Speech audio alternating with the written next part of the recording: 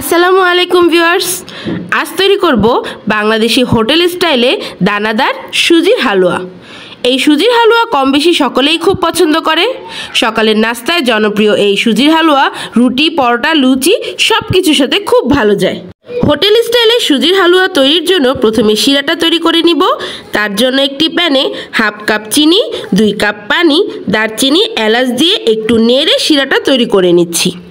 চিনিটা গলে গিয়ে একটা বলক চলে আসলে তখনই চুলা থেকে নামিয়ে নিব। এটা ঘন করার কোনো প্রয়োজন নেই। এবার সুজিটা রেডি করব। এর জন্য অন্য একটি প্যানে হাফ কাপ সুজি দিয়ে দিচ্ছি। একে 5-6 মিনিট অনবরত নেড়ে ভেজে নিব। আমি একটু লালচে করে ভেজে নিয়েছি।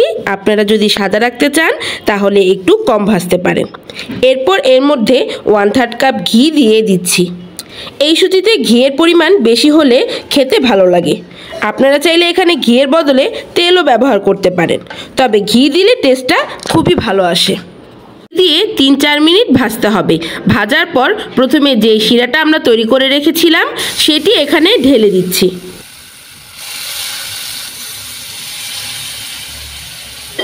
এবার এখানে 1 চিমটি লবণ দিয়ে দিচ্ছি।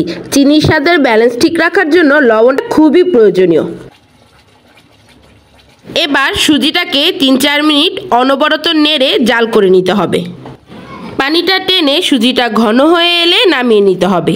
এর বেশি জাল করে নেওয়া যাবে না, তাহলে সুজিটা বরফির মতো ঘন শক্ত হয়ে যাবে। এ পর্যায়ে সুজিটাকে চুলা থেকে নামিয়ে একটি সার্ভিসিং ডিশে ঢেলে নিয়েছি।